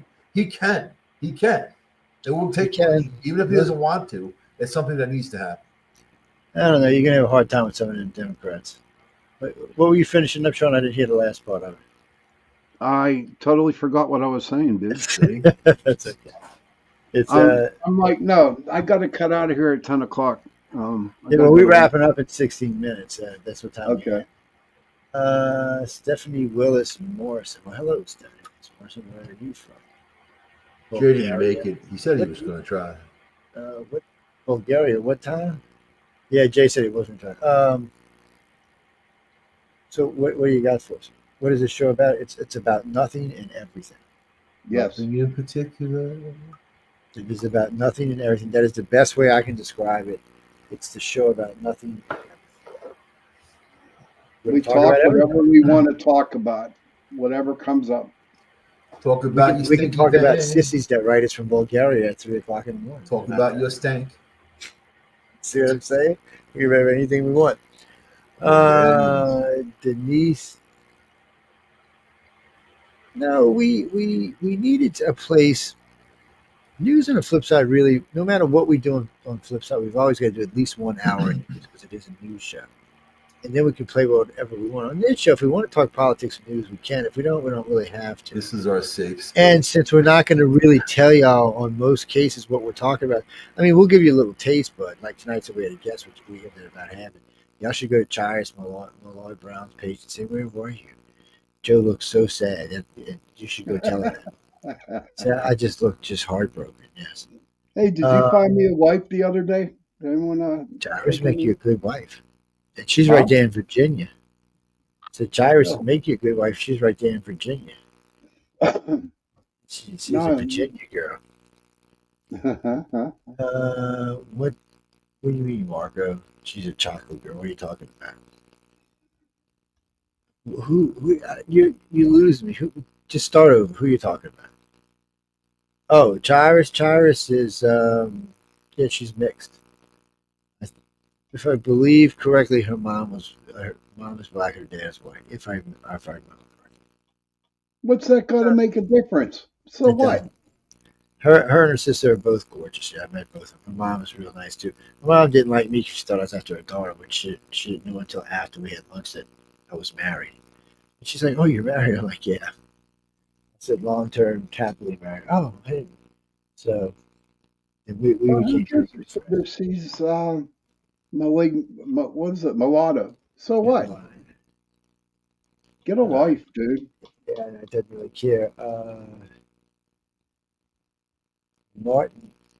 Martini. Where are y'all coming up with these names tonight?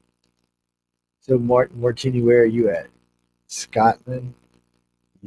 Oh, Neo, where you been, man? I was wondering what happened to you. Neo. I'll tell you what. I don't trust you, so you tell me what property you bought 5 years ago, and I'll believe you. If you can tell me, and then I'll trust you. Because Neil and I are good friends, but I haven't talked to him like a year and a half, so I don't know what's up with you. Man, where have you been hiding, dude? This guy, I hate to say it like to see his parents had died about 10 years ago. He inherited a buttload of money. And then he gambled some of this money, not like in a casino, but on an investment, and tripled the amount he got. Went and bought him an $11 million castle, cash money, no Wow. financing. Remodeled the whole effing place top to bottom, and ever since it's been bugging me. Well, why don't you go over, Joe? Shit. I just, I can't go to Europe for less than a month. I just haven't been free up the last. I don't care if I don't ever see it. If I can only go for a week or two, it's just going to irritate. I need to go for a month. There's things I want to see, and if I'm going over there, I want to see it. Well, there's things I want to go to England. I want to go to Stonehenge. I definitely want to go where all the crop circles happen. Just do it for myself. I want to go to Sky Island. There's a couple places I want to go. And then there's France and Germany, Italy, and Greece. I want to go to Venice. I got a lot of friends in Venice and family I can stay with. I got a lot of friends and family in Tuscany, or Tuscany Montaldo, which, if you know, that's my last name. So Dude, it's you a lot. gotta go to Ireland, man. Why do I go to Ireland? They're weird. No, they're not. They're weird. Irish people are weird. Even though I am 42% Irish, Scottish, Welsh. Why are we weird? Why are we weird? I'm weird too. I'm Irish, Scottish, Welsh. I can say that because I'm just as much. I'm actually more than most people are, because they're weird. Rye drinking, hot beer drinking German freakos is what they are. No, they're not Great, German. Great whiskey, man. They are. The majority of alcoholics in this country are Irish, by the way. True. They, Now, they my just, question is, do you drink your Guinness warm temperature or cold? okay, get me to drink a Guinness, you got to pay me money. Why? Because beer is nasty. I don't like beer either. All beer is nasty, and plus I can't get a buzz off of beer, so I don't drink it. I found that, you know what happened with beer. I'll tell you what happened. So when I was like 8 or 9, my grandpa used to send me to get him beer out of the refrigerator. It was either Falstaff or Jackson. This is like mule kicking beer. And he'd come out and he'd put a little salt around the top of the beer, and I'd always take one little sip out of it. I didn't realize, because of that and sipping on your drinks, I developed this ungodly, wild, insane thing to alcohol. So beer, and I like the taste of some beers. It just all just make me, pee, and it's just a waste of. I bet you all Irish weirdos are proud to be weirdos. I mean, there's nothing wrong Yeah, with it. we are. We are. I'm Like I weird. said, I'm probably more Irish than both of y'all. No, you're not. Damn it. Yeah, I am. I'm No. 42, 44%. That's pretty Dude, much, man. I'm You like 84. 8%. No, you like 8%, man. I don't believe you. 84. I want Yes. to. I want to see. I want to see that. What the hell you call that shit? I want to see your. I want to see your eulogy. 84%. Oh, man. I want to see My your gene mother, thing, my man. mom, she's 100%. You know what I want to tell you. You know what I learned about getting your DNA done. Families lie or don't know the truth. So this is a perfect example. Linda's mom is 100% Italian. They came. Her dad, mom came over on the boat, right, from Sicily, no less. Nope, 100% Italian. They were about 84%, which made Linda about 40%, and actually about 38% is what she is. And she's second generation United States Italian. So what we found out was that for some reason it was Italy, I forgot the other country, and then the Isle, which means Irish, Scottish, Welsh, British, whatever you want to say. I just call it the Isle.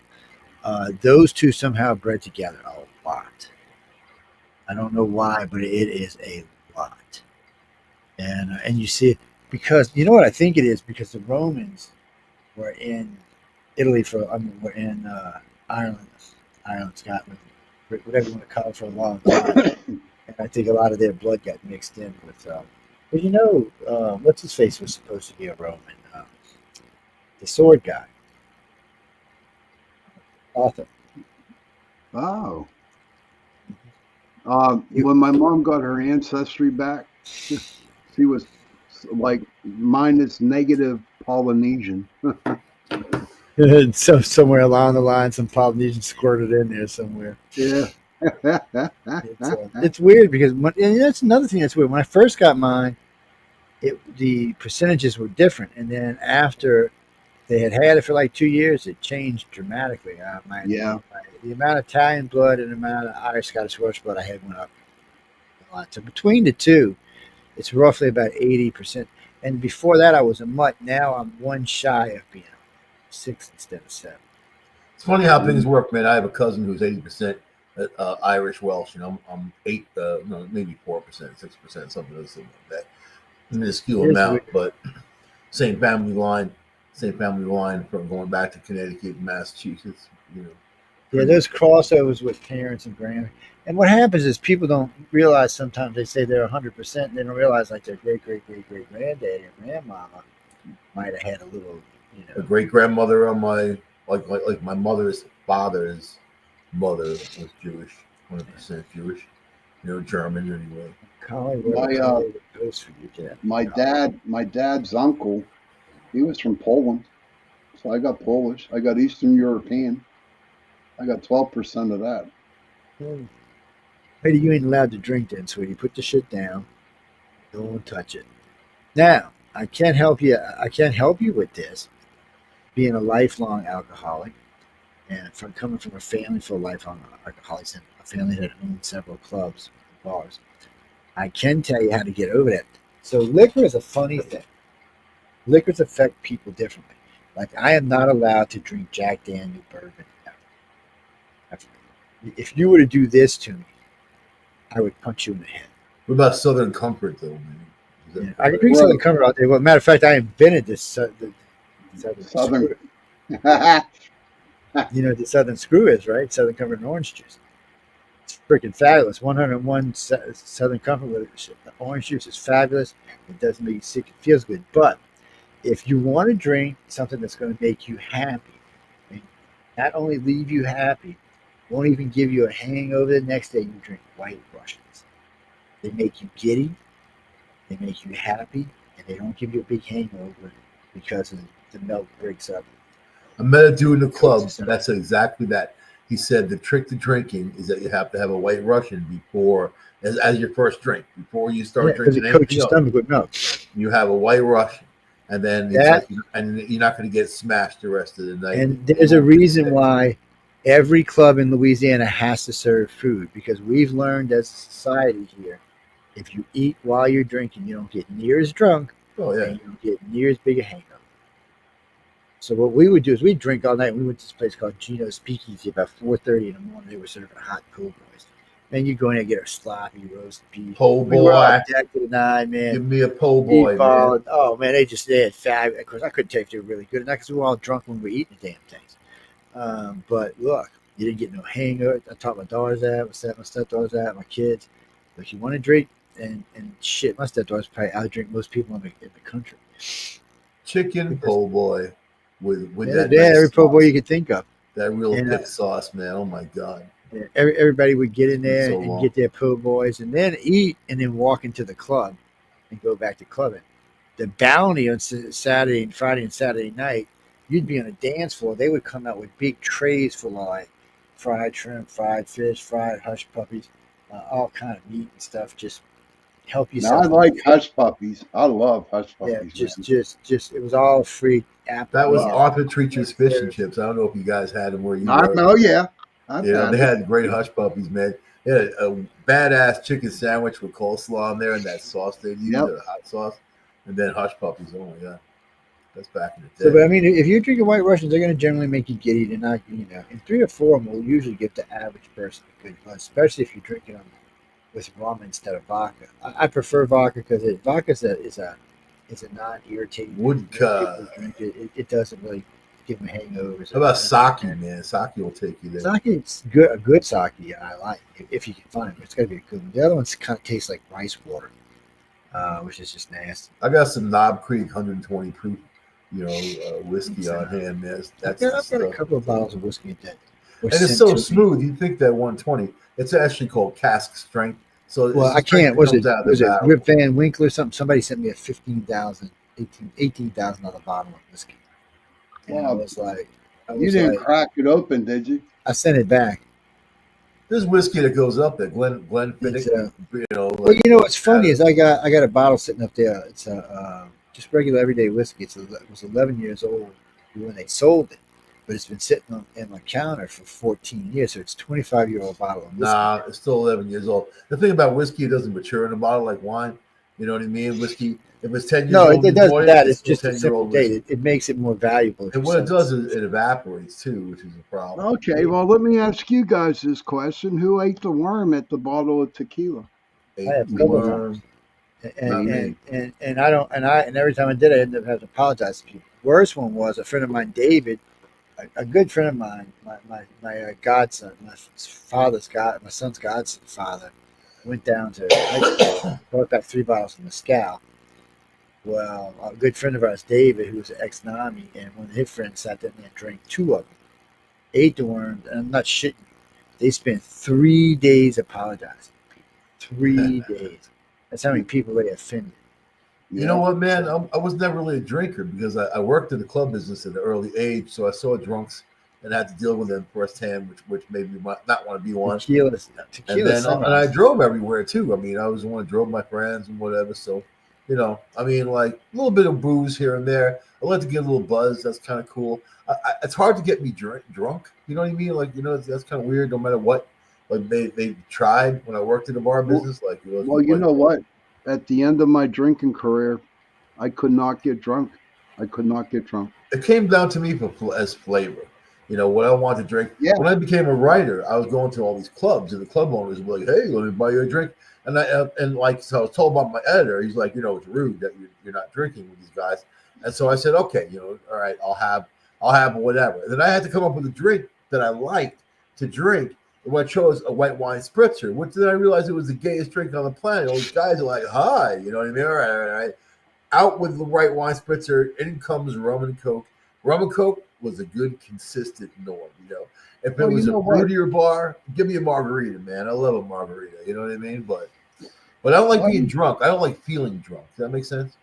that makes a lot of sense. Now, whenever I would mix anything with any type of sugary, like Coke or Pepsi or whatever, man, I used to get sicker than shit. Yeah. But I could not mix my liquor. I had to drink it straight I on. like to sip whiskey. I've gotten into that just in the last 10, 12 years. Not just liquor. I can mix liquor, wine, beer, all So of I'm different. Well, I really into couldn't. sipping. No, I'd be dead. Like I so, would be dead. Let I me like tell you this one. sipping whiskey, but you don't get drunk. You're just sipping it. But I like the The, effect. I like the taste. I like the flavor. You know what I mean? There's a lot of things I like about it. But I like a good whiskey with a good cigar. What were we saying, Sean? but here's what I was saying. When I was in the service, it was New Year's Eve, and I'm drinking Budweiser all afternoon, all evening. Then at midnight, I had a little shot of champagne. Oh my God, I was out for 3 days, dude. I was I'm sick. like Joe, though. I mean, I could drink beer and not get drunk off of it. Yeah, I it's just just. you pee it out, and that's pretty much it. Well, I still You know? at the brick oven. I still hold the record for the. I actually broke this record 3 different times. When I finally left it, it's 44 sweet drinks, all of them 100 proof or high. You have to drink all 44.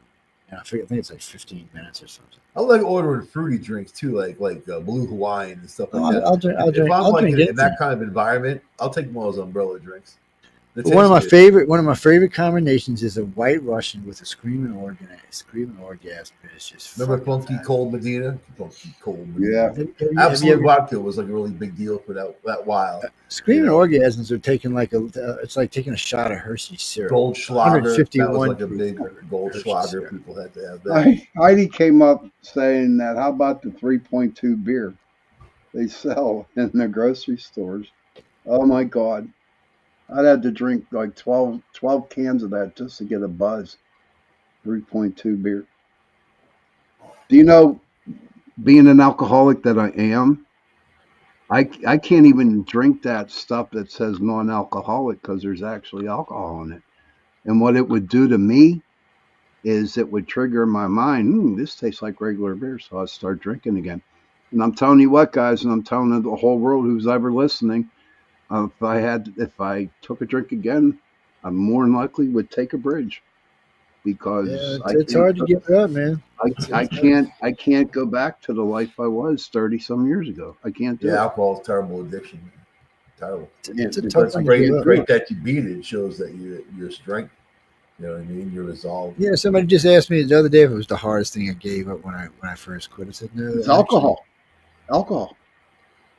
I think it's I can't do it, Joe. I'll take a bridge.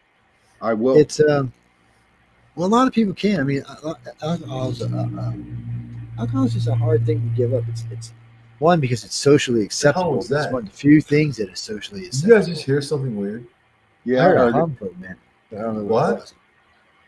I heard some kind of weird hum or something for a minute. Yeah. It was like it just Yeah, went sounded right through it. The It hell sounded was like if that? somebody turned on a vibrator or something. I have no idea what. That was weird. Jackie and Marco will take two questions. We got to go. It's already after. We started on time tonight. So, what question? What are we talking about next week? I have no idea. Martha Stewart. This show. Oh, you mean? I didn't think about that. For you talking about for Monday when he gets inaugurated. I didn't really think about taking over Monday. We have a lot of shows on Monday, and I don't know how fair that would be to them. I'll think about it. Maybe we'll do In something case special. something happens, I'm not saying Well, hey. we have shows that we can throw in a place. Maybe I can give off. There's a couple shows that are in rerun for the holiday. I'll have to talk to Michelle if they are. Maybe we'll take over 2 slots. Do inauguration coverage on how beautiful Trump is in his golden gown. No, I'm going to post a poll on the website tomorrow, and on do y'all think the flag should be up or down for this? And you can tell me yes or no, and then we'll bring it up on next Friday's show. I think it should be both. Up and down. You know what I said? I said the front flags around him should all be flying at full mast, and the flags on the grounds and everything behind him should be flying at half mast. Whether they'll take my advice is hard to say. Trump's gonna shit a brick if But you those know what else, flags Heidi, have you can mast. drink that makes you a little goofy is a They're whiskey, trying to a push him whiskey sour. overboard. A whiskey sour and a whiskey snowball both make you kind of giddy. Whiskey sour.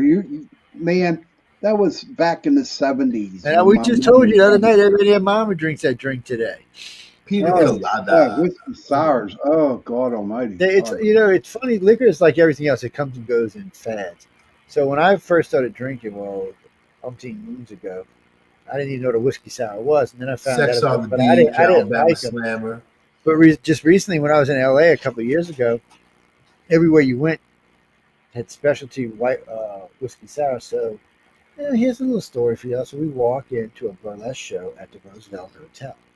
Me and some very famous people. I got to mention their names. Famous authors and illustrators. So we walk in, order a whiskey sour. Girl comes up, hands me a whiskey sour. I go sit down with a few others. We're chatting, and I'm drinking my whiskey sour. They go up and order a drink, and I come. She comes by. She says, "It's going to be $50 for your whiskey sour." And I looked up at her and started laughing. And so I went up to the bar to order me something else, and the guy said, "Why are you laughing?" I said, "Dude, if you want $50 for that whiskey sour, it's going to have to come with a happy ending." And he just looked at me like, "Wait, what?" I said, "You know what the heck a hell a happy ending is." So he said, "What are you talking about for me?" I started laughing. I said, "No." I said, "But that's ridiculous. I said, especially since your clothes and they're off the stage." He said, "Oh yeah, they are off the stage." I said, "Don't worry about it. We're going to comp your drink then." And it's like the fourth drink I got comped at night. Time and day. Looking like, how the fuck do you get people to just give you shit? I said, because it's easier to shut me up. Just give it to me than argue with me for the next 5 hours till I get you to give it to me anyway. So it's easy. It was a good whiskey sour. It wasn't worth no $50, mind you, but it was a good whiskey sour.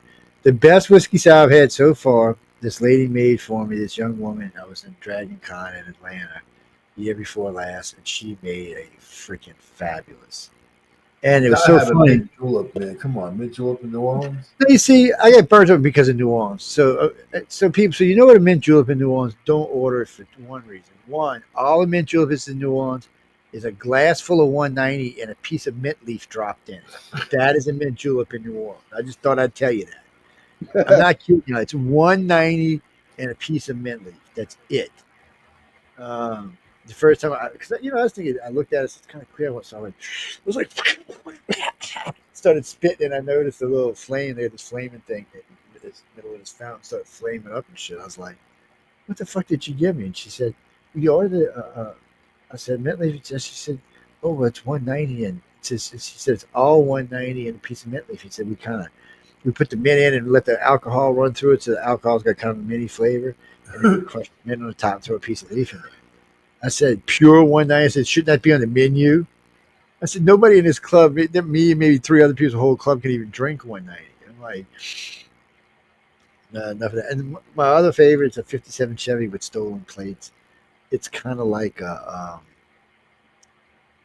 don't know how to describe it. It's a weird drink. It's really good though, because I can drink harsh drinks, but I can drink sweet drinks too. So it's just and a good Long Island iced tea, a good one. And I'm sure you know what I know because you're from New York.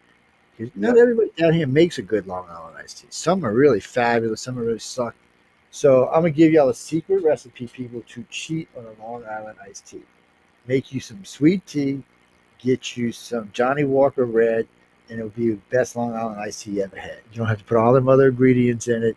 It is one of the, and we found it out by accident because we were all wanting to drink something one night, and there was no mixer in the house but tea. It's got like 5 different types of alcohol. It does, and so I said all we had was this Johnny Walker Red and iced tea, so we mixed them together, and we still all drink them today. That's how good they were. I had a bartender, man. He made them beautifully. They just tasted good, but they were powerful drinks.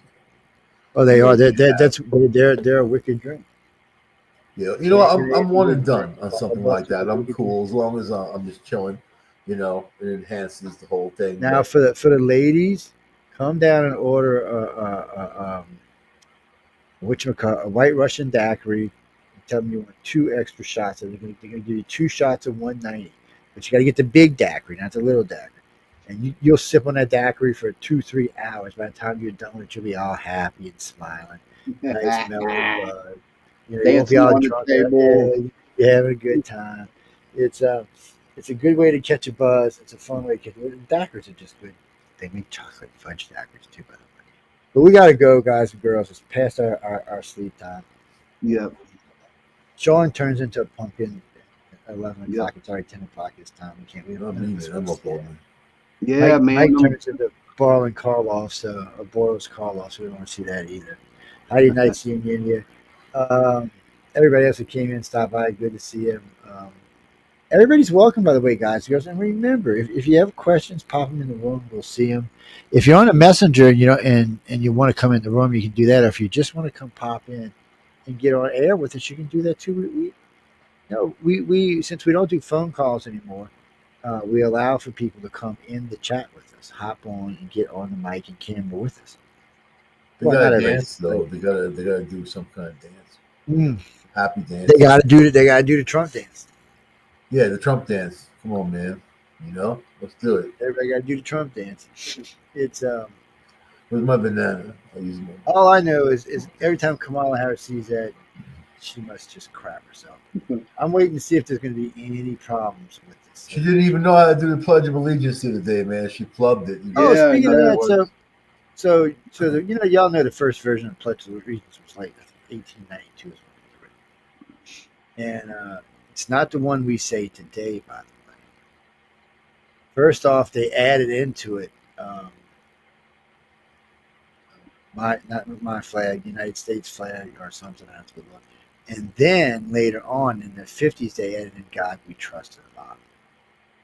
It wasn't originally. It didn't originally have a "God We Trust." Originally, it said "My flag." I pledge allegiance to my flag. And now it's To the flag of the United States of America. But they didn't have it. That's not how it was written. The United And to States the of America republic for was- which it stands, one Yes, nation, under God, indivisible, with liberty and justice for all. and justice for all. And see, and that is not even the thing. Y'all should go read the original version. The original version didn't say the United States. It didn't say "In God We Trust" either. In the second version, which they said until 1953, didn't say "In God We Trust" either. Welcome to the colony. So, well, it's just kind of weird how we change things that are so important to us. I wonder sometime if the Star Spangled Banner hasn't been changed a I lot. thought it was a hassle in school. Of course, I pledge allegiance. It's the country I'm in. I don't have to do it every day. You got excessive, man. I love my country. That's all you need to hear. We had to Yep. sing too, though. You got to do Yeah. the Oh, yeah. pledge. Yeah. Everybody had to sing. Oh, Till say 12:30, can we had you see? And four of the public schools I went to made you do a morning prayer. Catholic schools I went to. You had to put your hand over your heart too, man. There was that. Yeah, you did. And then, but when I was in private school, you didn't have to do none of that shit. It's weird, man. It's a weird ritual. I don't know. Good night, So guys. you salute for the Star Spangled Banner. You put your hand over your heart. Okay. Anyway, Sean's got to go. He's getting ready. We're trying to keep from turning into a pumpkin. So Sean, nice having you with us tonight. See you, Mike, Sean. love to let you get out of here. Guys and girls, any moans, groans, bitches, complaints, please write to Michelle DeRocha. She loves hearing this kind of stuff. She said Neither the side. meaner, you said the meaner you are, the better she likes it. She likes to be abused. Like, I'm gonna say she's that kind of girl. Oh, God. I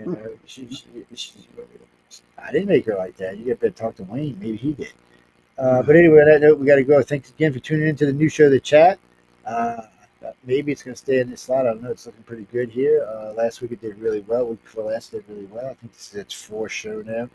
2 shows were out of context. 2 shows were on this night. 2 shows were out of context because we were doing specials. So anyway, on that note, thanks again for you tuning in to United Public Radio, The Chat. We're here with Sean, Michael, and Joe. I hope y'all enjoyed it again, and I'll see y'all. Well, I'm off until Wednesday, so have some fun. All righty, guys. Good night. Sean's here on Tuesday. Good night. And Good night. Sunday.